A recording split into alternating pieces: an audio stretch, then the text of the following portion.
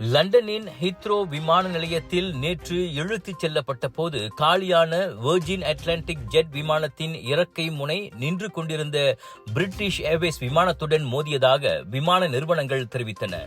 இச்சம்பவத்தில் பயணிகள் எவரும் காயமடையவில்லை. இதனால் பிரிட்டனின் பரபரப்பான ஹீத்ரோ விமான நிலையத்தின் செயல்பாடுகளில் தாக்கம் அல்லது பாதிப்பு எதுவும் ஏற்படவில்லை என கூறப்பட்டது. எங்கள் விமானம் எங்கள் பொறியியல் குழுக்களால் மதிப்பிடப்படுகிறது. மேலும் எங்கள் வாடிக்கையாளர்களுக்கு ஏற்படும் பாதிப்பை கட்டுப்படுத்த மாற்று விமானத்தை நாங்கள் வழங்கியுள்ளோம் என்று பிரிட்டிஷ் ஏர்வேஸ் அறிக்கையொன்றில் தெரிவித்துள்ளது.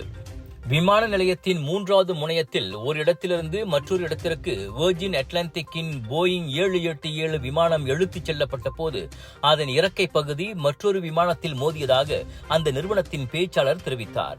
முழுமையான விசாரணையை நாங்கள் தொடங்கியுள்ளோம். அந்த விமானம் தற்போது சேவையிலிருந்து நிறுத்தப்பட்டுள்ளதாகவும் அவர் கூறினார்.